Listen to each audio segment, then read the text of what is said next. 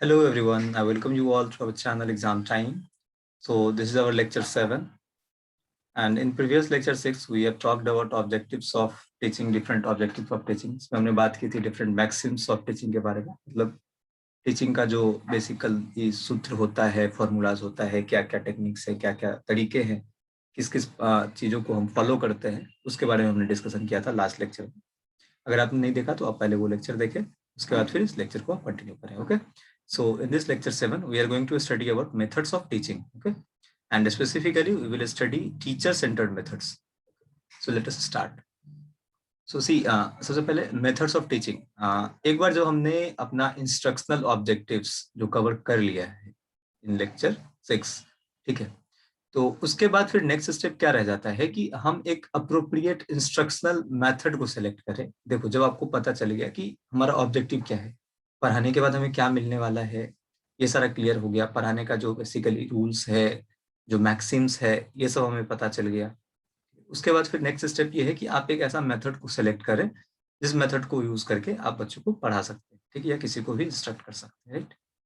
तो इस लेक्चर में हम वही बात करेंगे कि क्या मेथड्स होता है टीचिंग का, कितने सारे मेथड्स होते हैं और हमें कौन सा मेथड्स को कैसे यूज करना चाहिए. ठीक है.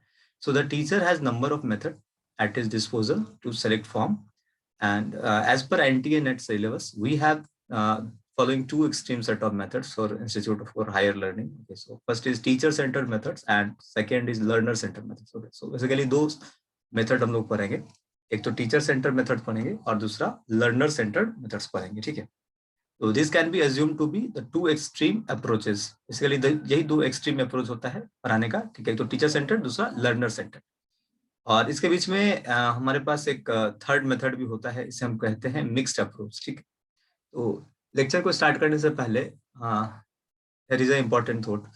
सो if a child can't learn the way we teach, maybe we should teach the way they learn. मतलब ये कि अगर किसी को आप कुछ समझा रहे हो, किसी को कुछ पढ़ा रहे हो, किसी बच्चे को आप कुछ समझा रहे हैं, सिखा रहे हैं, ठीक है, पढ़ा रहे हैं, और आपका जो तरीका है अगर उस तरीके से वो नहीं समझ रहा है, तो you should change the way, and आपको एक ऐसा तरीका पकड़ना चाहिए जिससे वो समझ रहा हो. ठीक है. तो आपके समझाने के तरीके से अगर कोई नहीं समझ रहा है तो आप ऐसे समझाइए जिससे वो समझ सके, यानी जैसे वो समझना चाहता है आप वैसे समझाइए. सिंपल. ठीक है. So change the way and just teach him or explain him anyone the way he want or she want to learn or she want to know. Okay. तो कोई भी इंसान, हर इंसान का मेंटालिटी, दिमाग अलग अलग तरीके का होता है. ठीक है. तो आप जरूरी नहीं कि आप जो पैडागॉजी यूज करेंगे या आप जो कॉन्सेप्ट यूज करेंगे, आप जो तरीका यूज करेंगे, जो मेथड यूज करेंगे, वही चीज उसको समझ में आए. ठीक है. तो इससे अच्छा है कि आप ये समझें कि वो कैसे समझना चाहते हैं. ठीक है. How the way, what is the way he or she wants to learn, so you have to choose that way. Okay. So सबसे पहले टीचर सेंटर मेथड्स को स्टार्ट करने के लिए हम सबसे पहला जो मेथड है टीचर सेंटर मेथड्स में, वैसे देखो टीचर सेंटर का मतलब क्या है कि इसमें कंप्लीट जो मोनोपोली आप कह लें या आप कह सकते हैं कि जहाँ पे ये जिसका जो सबसे ज्यादा इंपॉर्टेंस होता है उसमें टीचर का होता है. ठीक है. So teacher is in the centre. तो teacher is in the centre. ठीक है. सो तो इसका सबसे पहला मेथड जो है टीचर सेंटर मेथड के लिए, दिस इज लेक्चर मेथड, जो सबसे popular, this is the most popular and most conventional method. ठीक है. सो lecture method is most conventional and dominating teaching method and is preferred by many teachers. तो maximum teachers के द्वारा यही method को prefer किया जाता है, जिसमें सिंपल एक टीचर होता है, उसके सामने एक क्लासरूम होता है, उस क्लास में बहुत सारे बच्चे होते हैं और वो उसको इंस्ट्रक्ट कर रहा होता है. ठीक है. In this method a teacher attempts to explain the facts, principles of a relationship to help learners to understand. ठीक है. Here the teacher is an active participant. So चूंकि ये टीचर सेंटर मेथड है तो obviously teacher is the active participants and the students are assume to be passive listener. तो इसमें student को maximum passive listener की तरह ट्रीट किया जाता है, कि उसमें बहुत ज्यादा ये नहीं कि 1-to-1 डिस्कशन होगा, क्योंकि एक साथ एक हॉल में, एक क्लासरूम में काफी सारे स्टूडेंट्स होते हैं, तो इट इज नॉट पॉसिबल कि एक एक से बात किया जाए, एक एक से ट्यूटोरियल किया जाए. ठीक है. तो इसमें बेसिकली जो स्टूडेंट होते हैं वो पैसिव होते हैं. ठीक है.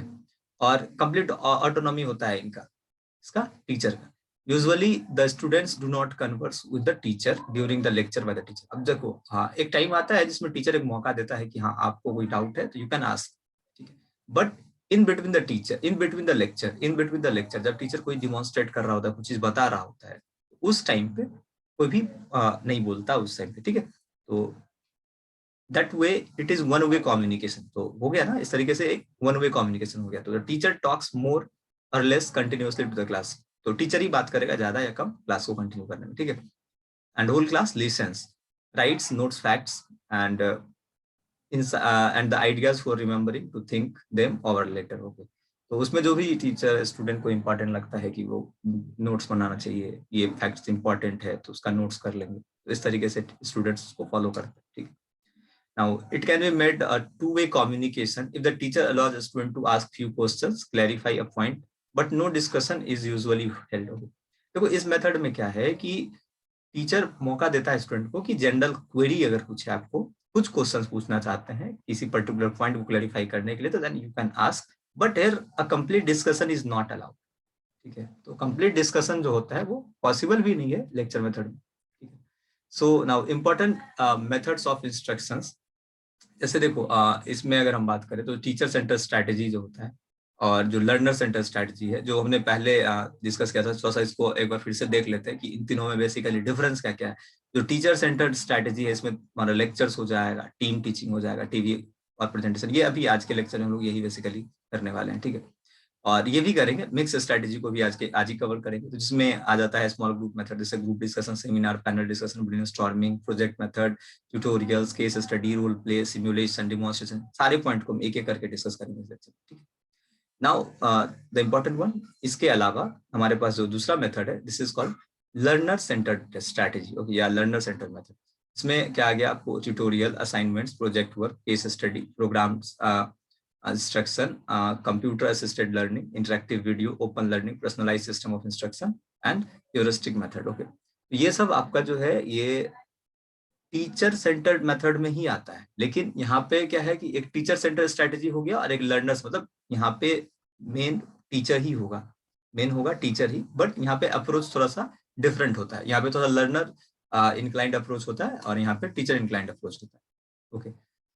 तो जो हमने पहले देखा लेक्चर मेथड, तो लेक्चर मेथड के हम बेसिक फीचर्स को और उसके एडवांटेज और डिसएडवांटेज को समझते हैं, ठीक है। तो the most basic features of lecture method is it is a formal and narrative in nature, it presents a series और इवेंट्स ऑफ फैक्ट, एक कंप्लीट सीरीज ऑफ लेक्चर होता है, सीरीज ऑफ इवेंट्स चलता है इसमें, इट एक्सप्लोर्स द प्रॉब्लम्स, ठीक है। तो ये सब बेसिक फीचर्स हो गए। अब इसका एडवांटेज क्या है, इट इज इकोनॉमिकल। देखो बेसिकली एक लेक्चर ये करने के लिए बस एक क्लासरूम और जनरल इंफ्रास्ट्रक्चर का आवश्यकता होता है। एक सिंगल टीचर जो होता है वो पूरे क्लास को आउट कर पढ़ा लेता है, ठीक है। इसमें काफी टाइम भी बचता है, ठीक है, सिलेबस भी बड़ा इजीली कवर होता है, ठीक है, लिमिटेड टाइम में।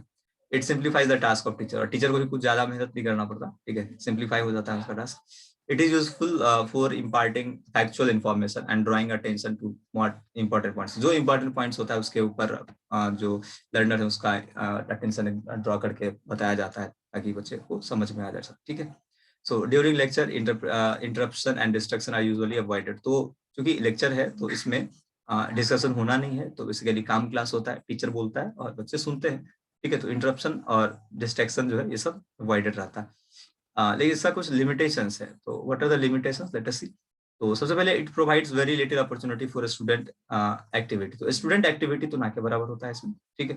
तो teacher takes special care to make, अब देखो, अब स्टूडेंट एक्टिविटी नहीं होगा तो यहाँ पे एक चांस होता है कि क्लास में भी बोरिंग ना हो जाए, क्लास में भी बोरिंग ना हो जाए। तो इसके लिए टीचर क्या काम है कि स्पेशल केयर रखे इस बात का, क्लास इंटरेस्टिंग बना रहे।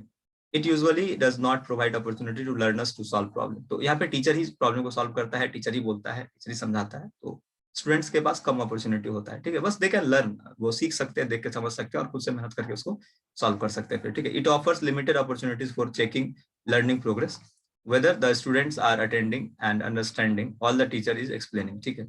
अगर इसमें क्या है कि कोई बच्चा, कोई स्टूडेंट ऐसा है जो वीक है and is not too much understanding, तो ये मेथड जो उनके लिए थोड़ा सा प्रॉब्लमेटिक होता है। बट जो इंटरेस्टिंग स्टूडेंट होते हैं, जो अंडरस्टैंडिंग टाइप के होते हैं, अटेंडिंग है, वो उनके लिए दिक्कत नहीं होता उतना, ठीक है। The interest, abilities and intelligence of students are not taken care of. तो यहाँ पे बेसिकली अब देखो, अब टीचर के लिए क्या है ना, टीचर के लिए पूरा क्लास है, तो यहाँ पे टीचर का दायित्व ये बनता है कि अब हर एक इंडिविजुअल स्टूडेंट को लेके तो वो नहीं चल सकता ना, तो इसके लिए पूरा का पूरा क्लास है। तो ये बात भी करता है हेलो क्लास, हे क्लास। अब उसमें पर्टिकुलर एक स्टूडेंट कोई XYZ है तो उसको इंडिविजुअली वो केयर नहीं कर पाता, तो ये इसका लिमिटेशन है। It does not allow individual pace of learning, तो इंडिविजुअल पेस जो है लर्निंग का ये भी अलाउड नहीं होता इसमें, ठीक है। मतलब कोई अगर बहुत ज्यादा पढ़ना चाहता है, एक्स्ट्रा करना चाहता है, तो उसके लिए भी यहाँ पे लिमिटेशंस आ जाते हैं। तो कुछ सजेशंस है जिससे हम लेक्चर मेथड को काफी इफेक्टिव बना सकते हैं। तो पहला, the teacher should avoid the tendency to read from lecture notes word by word. अभी जैसे क्या है कि मैं बस अगर एक काम करूं, मान लो कि सपोज मैं जो पढ़ा रहा हूँ ये एक लेक्चर है और इसमें मैं बस जो नोट्स करके लाया हूँ, जिसमें जो मैंने PPT बनाए सारे को लाइन बाय लाइन बस पढ़ते चलूं, बस लाइन बाय लाइन पढ़ते चलूं और कुछ भी एक्सप्लेन ना करूं, कुछ भी मेरा जो अपना थॉट है, जो मेरा अपना एक्सप्लेनेशन है वो मैं ना दूं, तो hopefully it will be complete boring और ना आपको समझ आएगा ना आपको इंटरेस्टिंग लगेगा सुनने में, ठीक है। तो it will be complete waste of time then. तो यहाँ पे क्या इंपॉर्टेंट है कि किसी भी टीचर को इस टेंडेंसी से बचना चाहिए कि लाइन बाय लाइन उसको पढ़ रहे हैं। हाँ, it is important to have some reference, आपके पास एक रेफरेंस होना जरूरी है ताकि आप जो आपका सीरीज है उसको आप बनाए रखे, कंटिन्यूटी बनी रहे, टॉपिक खत्म होता रहे, ठीक है। लेकिन अब अगर आप बस एक लाइन बाय लाइन सारी किताब के लाइन को पढ़ते जा रहे हो तो it is not the way, ठीक है, जिसमें बच्चे कंफ्यूज हो जाएंगे और उनको समझ में भी नहीं आएगा, वो इंटरेस्ट भी नहीं लेंगे। तो टीचर का काम है कि उसमें अपना जो एक्सपीरियंस है हर एक चीज को समझाए, अपने वर्ड्स को यूज करे, अपने भाषा को यूज करे। So teacher should maintain eye to eye contact with student so as to seek their continuous attention. अब टीचर का काम है कि अब कोई स्टूडेंट है, अब सब तो भीड़ भाड़ इसमें, तो टीचर का काम है कि हर एक स्टूडेंट ऑलमोस्ट बीच बीच में ऐसा करे, वो कोशिश की सबसे आई कॉन्टेक्ट मिला रहे, ताकि हर एक बच्चा को भी लगे कि no, I am in the interaction with teacher. Okay, so good lesson planning with introductory remarks, main heading, subheadings, figures, important data, concluding remarks. Okay, the student should get the opportunity to make notes. तो इसमें अब ऐसा नहीं कि मैंने कहा कि notes नहीं होना चाहिए, तो बस नोट्स तो होना ही चाहिए। तो नोट्स का एक स्ट्रक्चरल फॉर्मेट होता है कि पहले थोड़ा प्लानिंग होना चाहिए, इंट्रोडक्शन होना चाहिए पहले, ठीक है, उसके बाद फिर मेन हेडिंग होना चाहिए, रिमार्क्स होना चाहिए, सब हेडिंग होना चाहिए, इंपॉर्टेंट डाटा, जो कंक्लूडिंग रिमार्क्स है, ये सारा कुछ होना चाहिए उस लेक्चर, ठीक है, ताकि जो स्टूडेंट है उसको नोट्स बनाने में, उसका नोट्स ये करने में उसको आसानी हो। क्योंकि देखो, बिना नोट्स बनाए हुए ये लेक्चर पढ़ा तो मे भी उसका 50% उसको आधा घंटा तक याद रहेगा उसका, और लास्ट होते होते अगर वो दोबारा से रिवाइज ना करे तो मे बी 5 से 10% उसके दिमाग में वो चीज स्टोर रहेगा, ठीक है। So that is a problem. So use of simple language so that student are able to understand. अब मैं यहाँ पे अपने अकॉर्डिंग जो मुझे समझ आता है बस ऐसे बोलते चलूँ, ठीक है, और अपने लैंग्वेज में हायर स्टैंडर्ड ऑफ लैंग्वेज को यूज करूँ, तो इससे क्या होगा कि मुझे तो लगेगा मैंने समझा है, but you are not going to understand. So what should I do? I have to use some easy listed language ताकि आपको भी वो समझ में आए, ठीक है। So language should not be the barrier कि लैंग्वेज पे ही मेहनत करना पड़ रहा है कि हाँ क्या बोला, क्या समझ में नहीं आया, इसका मतलब इस तरीके से नहीं होना चाहिए। The main point should be repeated in alternative language. Okay, अब जैसे अभी मैं इंग्लिश भी बोलता हूँ, कुछ हिंदी भी बोलता हूँ, ठीक है, तो बेसिकली लैंग्वेज का काम बस ये है कि आपको एक्सप्लेन कर देना और आपको भी वो समझ में आ जाए। Make effective use of audio visual interaction instruction facilities to improve the communication. तो जो कम्युनिकेशन है, आइडियाज, इसको और इम्प्रूव करने के लिए जो है यहाँ पे ऑडियो वीडियो विजुअल फैसिलिटीज वगैरह का भी जो है यूज किया जा सकता है, ठीक है। So make appropriate use of illustration, वो इलस्ट्रेशंस, एग्जांपल्स। अब जैसे मैं भी बताता हूँ कोई चीज तो उसमें कुछ एग्जांपल्स का यूज करता हूँ, कुछ इलस्ट्रेशंस का यूज करता हूँ, तो इससे क्या होता है ना कि कोई भी इंसान उसको खुद से रिलेट कर लेता है और बड़ा इजीली सीख पाता है किसी भी चीज को। So there is a need to ensure fair presentation of different views and theories. Okay. Now seventh suggestion is provide short breaks. अब लगातार अगर 2 घंटा 1.5 घंटे का क्लास अगर चलता रहा तो it will be lengthy. तो लेक्चर पीरियड के बीच में 5 मिनट 4 मिनट का, आधा घंटा पे 20 मिनट पे थोड़ा थोड़ा एक ब्रेक होना चाहिए, ठीक है। ओके, और उसके बाद फिर कुछ टाइम लास्ट में देना चाहिए जिससे वो क्लेरिफिकेशन और क्वेश्चंस के लिए वो यूज किया जा सके। So the next method is team teaching method. अब यहाँ पे क्लियर ये कि टीचिंग यानी और टीम, तो टीम के साथ टीचिंग करना, ठीक है। So team teaching is an innovative approach in teaching large groups in which 2 or more teachers are involve. अब यहाँ पे देखो, यहाँ पे टीचर भी एक नहीं होगा, यहाँ पे एक से अधिक टीचर होंगे, यहाँ पे एक से अधिक टीचर होंगे, राइट। यहाँ पे एक टीचर मान लो पर्टिकुलर एक ग्रुप ऑफ स्टूडेंट को इंस्ट्रक्ट कर रहा होगा, एक टीचर एक पर्टिकुलर ग्रुप ऑफ स्टूडेंट को इंस्ट्रक्ट कर रहा होगा, या मान लो इसका कोई एक अलग टास्क होगा कि इसको ये करना है, इसको ये करना है, इसको ये करना है। तो ये भी काफी इनोवेटिव अप्रोच है जिससे चीजों को प्लानिंग, एक्सिक्यूटिंग और इवैल्यूएटिंग करते हुए लर्निंग एक्सपीरियंस को बेहतर बनाया जा सकता है। तो इसका जो एडवांटेज है ये है कि sharing the best faculty by more students. तो इसमें अगर नंबर ऑफ फैकल्टीज ज़्यादा होंगे एक ही साथ, तो स्टूडेंट्स के साथ भी ऐसा होगा कि जो शेयरिंग है बेस्ट फैकल्टीज का वो करेगा। ऑप्टिमम यूज होगा मल्टीपल टीचिंग टेक्निक का, ठीक है। तो मल्टीपल टीचिंग मतलब एक टीचर अपने अलग टेक्निक से पढ़ाएगा, ये अलग टेक्निक से पढ़ाएगा, तो उसका भी ऑप्टिमम यूज हो पाएगा। इंप्रूवमेंट ऑफ टीचिंग क्वालिटी, तो टीचिंग क्वालिटी का भी जो है यहाँ पे इंप्रूवमेंट होता है, but there are still drawbacks, some limitation. तो इस मेथड में क्या होता है, सबसे टीचर को ढूंढना उस पर्टिकुलर कॉम्पिटिशनसी के लिए, तो ये एक डिफिकल्ट टास्क हो जाता है। More teachers are required for this method, और इसमें टीचर्स भी ज्यादा चाहिए, ठीक है। Not useful for teaching all subject, अब हर एक सब्जेक्ट को पढ़ाने के लिए ऐसा हम लोग नहीं कर सकते, तो पर्टिकुलर कुछ चीजों को समझाने के लिए, कुछ ऐसा टास्क को करने के लिए हम इसको यूज कर सकते हैं टीम टीचिंग मेथड को, but not for all the subjects, okay. Basically अब मैथमेटिक्स के लिए इसको यूज नहीं कर सकते, ठीक है। अब मान लो पर्टिकुलर कोई एक इंटरेक्टिव कोई चीज हो रहा है, तो उसको समझाने के लिए हम उसका यूज कर सकते हैं। Requires more time for planning. अब इसमें क्या है कि अब टीचर्स भी ज्यादा हैं, स्टूडेंट को कैसे प्लानिंग करना है, कैसे टीम बनाना है, कैसे किसको बैठाना है, कौन सा टीचर क्या पढ़ाएगा, प्रॉपर प्लानिंग और शेड्यूलिंग का आवश्यकता होता है। नाउ टीवी और वीडियो प्रेजेंटेशन, सी टीवी और वीडियो प्रेजेंटेशन सिंपल है कि अगर हम जो टेक्नोलॉजीज है आज के टाइम में जो ना बढ़ा हुआ है, तो इसका यूज अगर ना करें अभी के टाइम में टीचिंग में, तो we will be far behind, ठीक है, काफी पीछे रह जाएंगे हम लोग। So television or video presentation is an improve presentation of radio or audio presentation. It can virtually bring the whole world inside the classroom. अब मान लो कि मुझे सपोज बताना है कि देखो इंडियन ओशन में ऐसा हुआ, कुछ ऐसा चीज, तो नाउ डेज की हमारे पास वीडियोज अवेलेबल है, हमारे पास एक प्लेटफॉर्म है यूट्यूब, जहाँ पे हमारे पास लॉट्स ऑफ कंटेंट्स अवेलेबल है, तो हम टीवी में या फिर एक ऐसा प्रोजेक्टर पे या कुछ भी ऐसा करके जहाँ पे बच्चों को प्रेजेंट कर सकते हैं, वो पूरा का पूरा विजुअलाइज करके पूरा वीडियो दिखा सकते हैं उसको, ठीक है।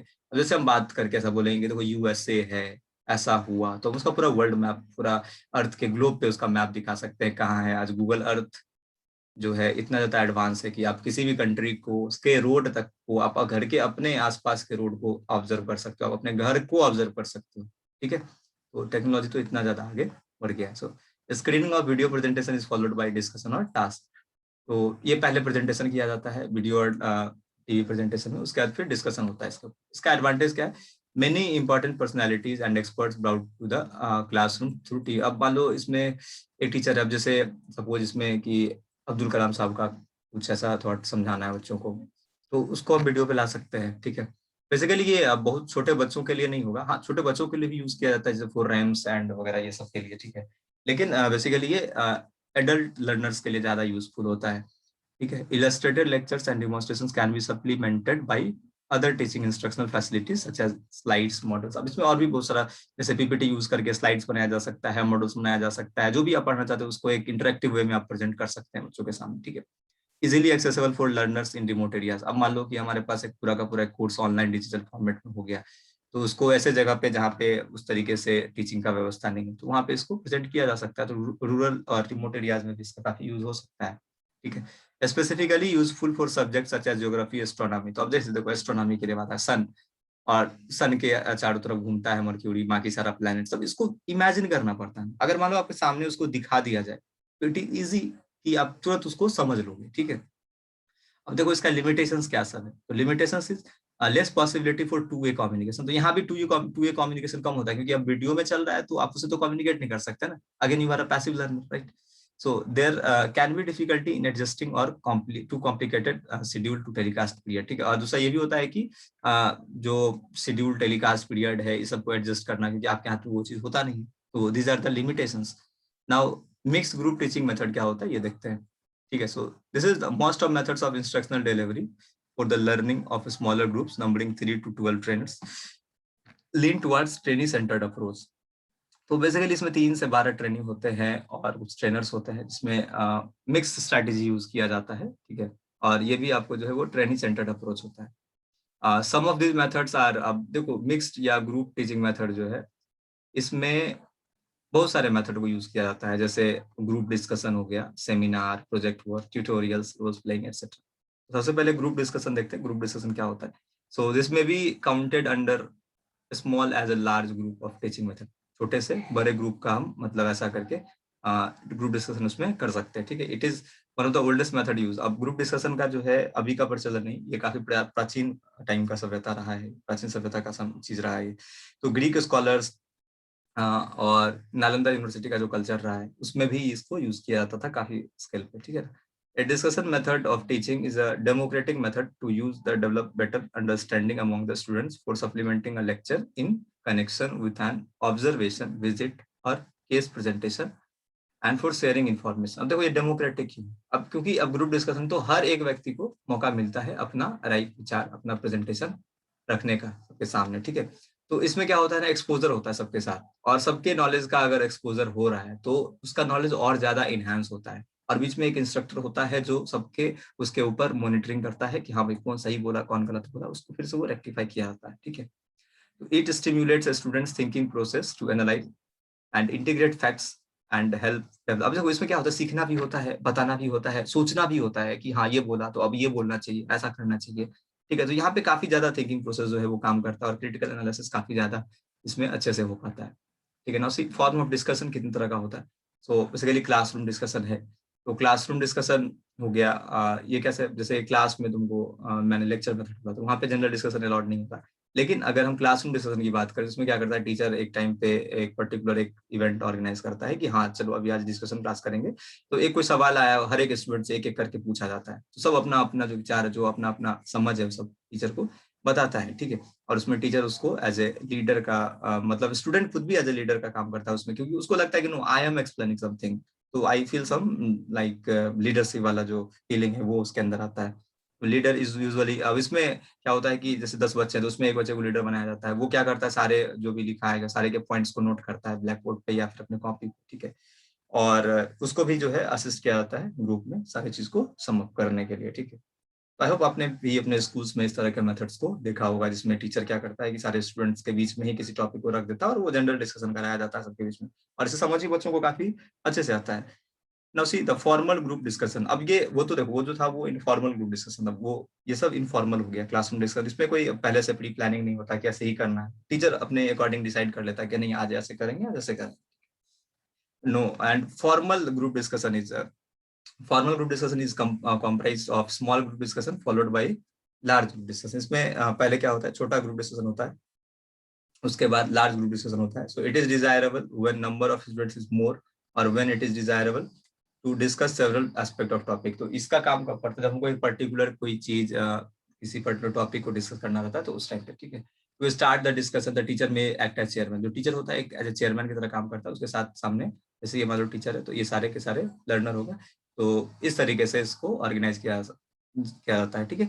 ही or C introduce the topic. अब टीचर क्या करता है, टॉपिक को इंट्रोड्यूस करेगा, हाँ भाई देखो ये टॉपिक है, आज हम लोग सपोज वो लिटरेसी के ऊपर या पुवर्टी के ऊपर हम बात करेंगे। तो पुवर्टी के ऊपर सब अपना अपना जो भी सबका एस्पेक्ट है, क्योंकि देखो यहाँ पे 10 लोग हैं तो 10 जन अपना अपना बात रखेंगे, ठीक है। और हर लोग एक दूसरे के बात को सुनेंगे तो सबका आइडिया अपने आप ऑटोमेटिकली रेक्टिफाई होने लगता है। और एक जो टीचर जो होता है वो फाइनली उसको और अपने अकॉर्डिंगली उसको ये करता है, ठीक है, और ज्यादा रेक्टिफाई करता है ताकि और अच्छे से समझ में आए।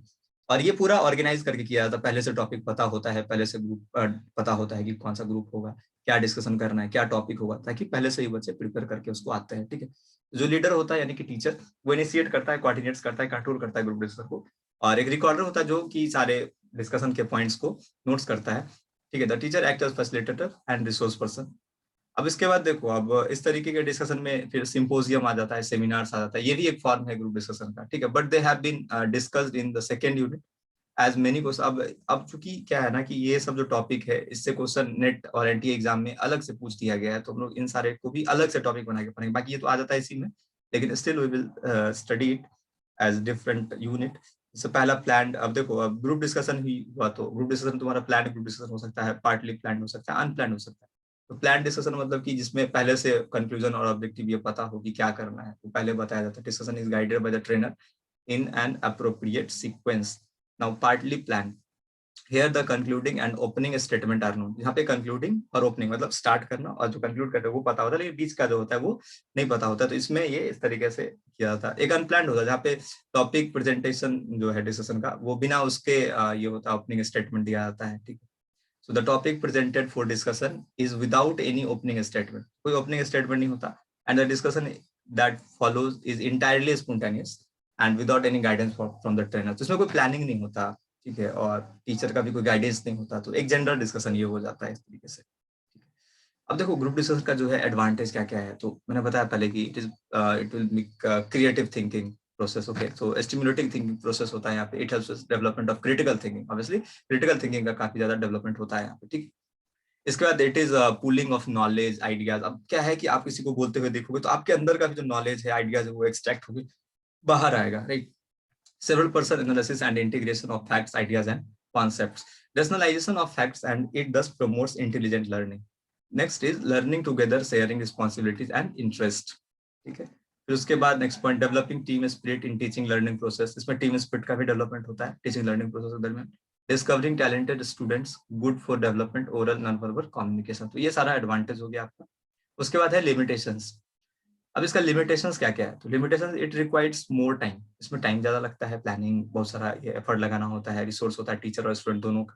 जिसका में इन्वॉल्व अननेसेसरी आर्ग्यूमेंट. अब मे भी डिस्कशन के टाइम में क्या हो जाता है, किसी का आर्ग्यूमेंट किसी को नहीं अच्छा लगा तो it may become some like quarrel like things. Okay, so discussion may go off the track and it may create emotional stress. अब मान लो कोई ऐसा टॉपिक पे है, कोई आदमी बहुत ज्यादा इमोशनल है, अगर तो उसको इमोशनली ले लेगा तो it may give them unpleasant feelings. Okay, so possibility of dominion of the system. अब कुछ स्टूडेंट का क्या हो सकता है कि काफी ज्यादा डोमिनेशन हो जाए, वो सबके ऊपर हावी हो जाए, और जो नॉर्मल स्टूडेंट्स हैं, इंट्रोवर्ट है, तो वो ज्यादा बोल नहीं पाएंगे. ठीक है, और ये सारे टॉपिक के लिए सूटेबल भी नहीं होता.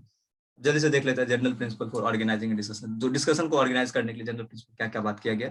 So the objective should be clearly defined and understood by all the participants. जो ऑब्जेक्टिव वो सबको पता होना चाहिए और उसी के अकॉर्डिंग डिस्कशन ये होना चाहिए. ठीक है, ये नहीं कि उससे हम भटक रहे हैं, कुछ भी कर रहे हैं. तो the members of all the group should come prepared. जो भी मेंबर है सबको प्रिपेयर्ड होकर आना है, सबके पास एक बेसिक नॉलेज होना चाहिए जो टॉपिक डिस्कस होना है उसके ऊपर. ठीक है, so the leader needs to guide and coordinate the proceeding so that the discussion should be kept point to point. तो जो लीडर है उसको पूरा कोऑर्डिनेट करना चाहिए ताकि हर एक डिस्कशन जो पॉइंट टू पॉइंट हो सके.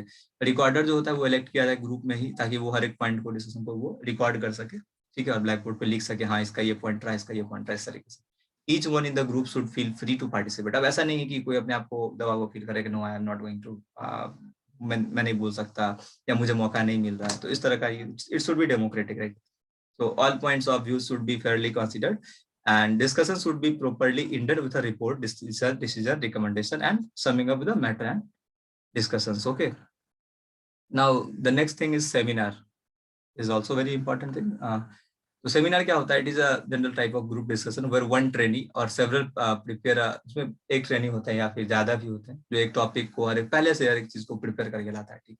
और इसमें क्या किया था, पूरा एक प्रेजेंटेशन दिया जाता है एनालिसिस के साथ. ठीक है, सीरीज ऑफ सेमिनार्स करनी है. जैसे मान लो कि 3 दिन का, 4 दिन का, 5 दिन का, ऐसे करके लिंक्स डिस्कशन चलता है उसमें. तो मेन स्टेज जो होता है सेमिनार का, उसमें क्या है, presentation of paper and discussion. Seminars अब बड़ा भी हो सकता है, छोटा भी हो सकता है. आपने देखा होगा इस तरह का जो दिखता है ये सेमिनार टाइप. ठीक है, तो इसका एडवांटेज क्या क्या है कि this methods give more independence which leads to development of presentation skill of the participant. जो सब पार्टिसिपेट करते सेमिनार में, जो बोलते हैं, उनके बेसिकली स्किल्स को ये ज्यादा डेवलप करता है. Okay, so it provides opportunity for the trainees to prepare and contribute topic, particular topic thoroughly. ठीक है, तो वो जो भी टॉपिक के ऊपर प्रेजेंटेशन देने वाला है उसके ऊपर पूरा थ्रूली स्टडी करता है उसके ऊपर. ठीक है, it provides opportunity to the trainees towards practical group leadership and allows them to use analytical skill, research and conclusion to solve a problem. Okay, अब इसका लिमिटेशंस क्या है? So basically limitations is it is time consuming. Obviously it is time consuming, काफी ज्यादा time consume होता है उसमें. ठीक है, और बहुत सारा स्ट्रेस भी हो सकता है पार्टिसिपेंट्स को, क्योंकि उतना ज्यादा ये करना होता है. It needs a group of trainees with fairly high level of attainment. ठीक है, अब ये पूरा का पूरा ऑर्गेनाइज करने के लिए पूरा टीम चाहिए होता है, प्रॉपर सिस्टम चाहिए होता है. ठीक है, now next is panel discussion. So what is panel discussion? Panel discussion consist, अभी देखो ये भी एक ग्रुप डिस्कशन टाइप का ही चीज है. इसमें कुछ ग्रुप होते हैं 6 से 8 पीपल का. So they carry a guided and informal discussion before an audience. अब ऑडियंस के सामने क्या होता है, ये लोग कुछ टॉपिक को ये करते हैं. For example a panel discussion takes place. अब जैसे क्लाइमेट चेंज है तो क्लाइमेट चेंज के ऊपर एक पैनल डिस्कशन होगा. ठीक है, तो leader must in addition take special care to select panel members who think can speak. अब इसमें पैनल मेंबर कौन होंगे, वो लीडर सेलेक्ट करता है कि इसमें किसको बोलना है, कौन बोल सकता है. ठीक है, ये थोड़ा ज्यादा फॉर्मल टाइप हो गया ना. So he must also be sure that they prepare themselves to discuss the subject. Okay, now so advantage. What are the advantage of panel discussion? The panel discussion, if well conducted, are usually more interesting to the audience than the single speaker forum. क्योंकि इसमें सब लोग बोलते हैं, सबसे सवाल कर सकते हैं आप. ठीक है, तो जनरल सिंगल ऑडियंस वाले सिस्टम से तो आप सिंगल स्पीकर वाले सिस्टम से तो बढ़िया ही होता है. So usually on socially relevant issues, और ये जो है सोशल इशूज जो है उसके ऊपर ज्यादातर ऑर्गेनाइज किया जाता है। अब इसका भी अपना लिमिटेशंस है। So what are the limitations? तो basically limitations to bringing experts to a single forum can be difficult. अब सबको उसमें से एक्सपर्ट ढूंढना उस पर्टिकुलर चीज के लिए डिफिकल्ट हो सकता है, और ऑडियंस जो है ये भी बहुत ज्यादा एक्टिवली इन्वॉल्व नहीं होती, क्योंकि वो पैनल को सुनते हैं। ठीक है, जैसे देखो अभी जैसे प्रेस कॉन्फ्रेंस वगैरह होता है तो इसको हम पैनल डिस्कशन भी बोल सकते हैं। Now it is very interesting brain storming session. I especially like it like this because this is very creative, like very innovative thing. So brainstorming is a creative group work in which group members produce large number of ideas quickly on a given topic or problem for subsequent evaluation. Okay. इस method में क्या होता है कि anyone can exchange remarks with anyone except that the participants are not allowed to criticize. अब इसमें क्या है कि अब मान लो अब इसमें कुछ कुछ ऐसा एक टास्क दे दिया गया है। अब टास्क दे दिया गया, अब है कि सब लोग उसके ऊपर काम कर रहे हैं। जैसे मान लो तुम्हारे सामने बहुत सारा गैजेट रख दिया जाएगा, सामान रख दिया जाएगा, एक टास्क दिया जाएगा कि इसको कंप्लीट करना है, और सब लोग लगे हुए उसमें। ठीक है, सब कर रहे हैं, एक आइडिया एक दूसरे से शेयर कर रहे हैं, बता रहे हैं, एक दूसरे को रिमार्क दे रहे हैं। लेकिन यहाँ पे क्या होता है कि क्रिटिसाइज करना अलाउड नहीं रहता। अब मान लो क्रिटिसाइज करोगे तो maybe you are depreciating someone, तो दैट इज नॉट गुड। तो यहाँ पे सब लोग अपने अपना जो क्रिएटिव आइडिया है, जो अपना टीम वर्क है, प्लानिंग है, बिजनेस एफर्ट है, इन सबको वो लोग पूरा कंप्लीट ये करते हैं। That's why this is called brainstorm. पूरा का पूरा दिमाग का खेला होता है यहाँ पे, कंप्लीट आप उसमें इन्वॉल्व हो जाते हैं। ठीक है, sometimes quantity of idea is more important then the quality. यहाँ पे कई बार होता है कि ज्यादा आइडिया पे सोचो तो कुछ क्वालिटी से कभी ज्यादा इंपॉर्टेंट होता है।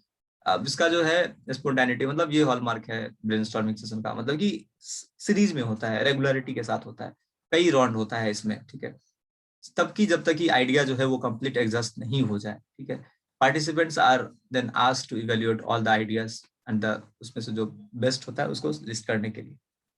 Right, so advantages, so advantage, it encourages creativity to help trainer to produce, think and explore ideas, scope for larger participation। इसे बहुत सारे बच्चों का, बहुत सारे लोगों का पार्टिसिपेशन एक साथ कराया जाता है।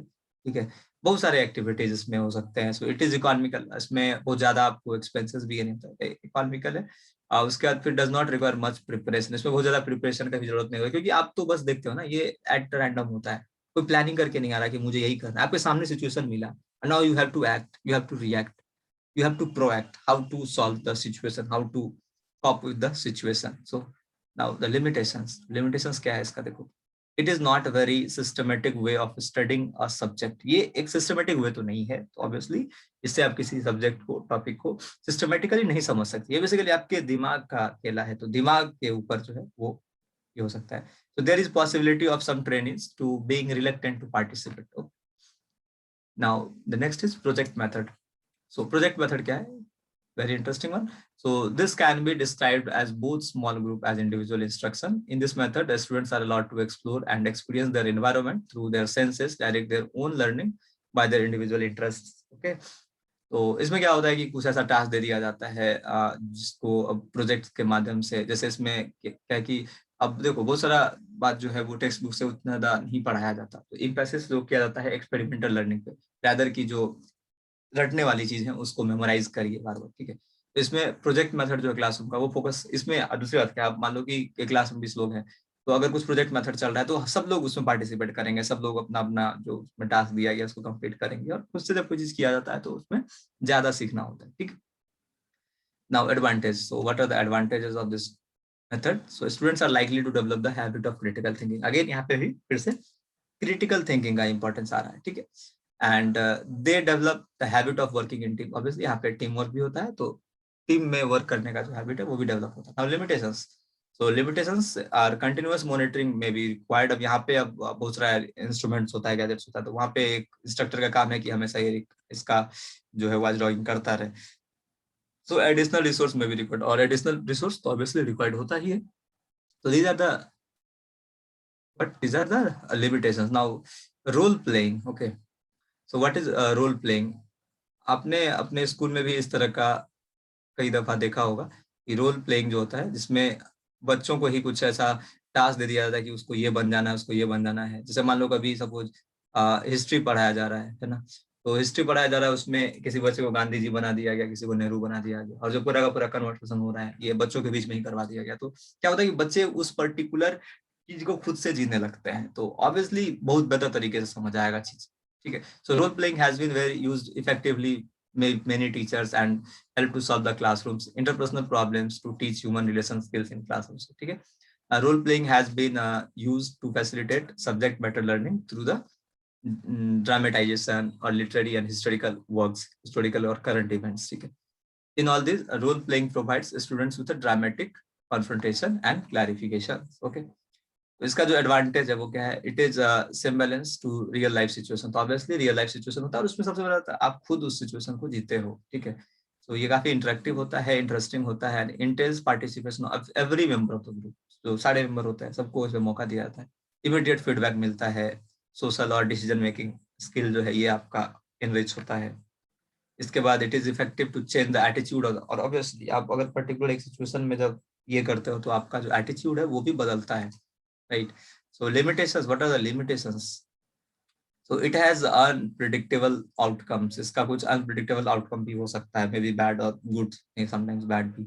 So real life situations are usually more complex. तो real life situation इतना आसान नहीं है कि आप अचानक से उसको ड्रामेटाइज कर ले उसको, ठीक है।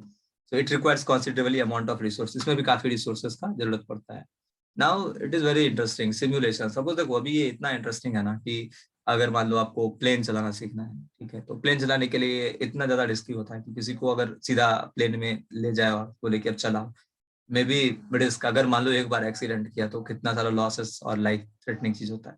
तो इसके लिए अभी टेक्नोलॉजी इतना ज्यादा बढ़ गया ना कि आपको एक ऐसा चैम्बर में बैठा दिया जाएगा जो कि फिक्स होगा, एंड उसके अंदर में ही आपको सारा इंस्ट्रूमेंट लगा होगा, स्क्रीन दिखेगा आपको, आपको लगेगा you are in real time flying plane, okay. आपके सामने हर एक चीज वैसा ही रहेगा जैसा प्लेन के अंदर होता है, और आप वहां से ट्रेनिंग कर लोगे कैसे कैसे स्टेप बाय स्टेप आप उड़ाओगे, और and you will feel complete कि I am just flying the plane, okay. जैसे इस तरीके से कार चलाना भी सीखने के लिए कार चलाने का भी सिमुलेटर्स वगैरह आता है, तो अभी के टाइम में ये सिमुलेशन जो है काफी ज्यादा एडवांस टेक्निक हो गया है चीजों को सिखाने के लिए, ठीक है। तो जैसे अभी और एआई आर्टिफिशियल इंटेलिजेंस यूज करके जो भी वीआर है, वर्चुअल रियलिटी जिसको बोलते हैं, virtual reality. So virtual reality, और एक होता है augmentation reality, augmentation reality, okay, इसको बोलते हैं एआर। ये हो गया वीआर। आप देखते होंगे कि एक वीआर ग्लास होता है, अगर वो आप अपने आंख के सामने लगा दो तो फिर आपको पूरा का पूरा जो है ना सिमुलेट कर सकते हो। आपके सामने कुछ जंगल नहीं, लेकिन you will feel that I am moving across the jungle, across the Amazon forest.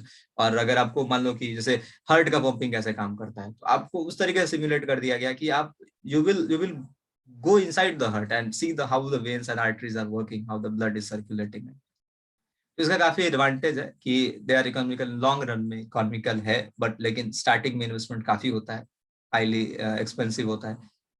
और दूसरा इसका ये भी है कि सेफ्टी एस्पेक्ट जो है वो भी एडवांटेज, तो ऑब्वियसली आप समझ ही सकते हो कि कितना एडवांटेज है कि बिना उस सिचुएशन को ये किए हुए हम उस चीज को रियलिटी में जी सकते हैं और सीख सकते हैं अच्छे से, ठीक है।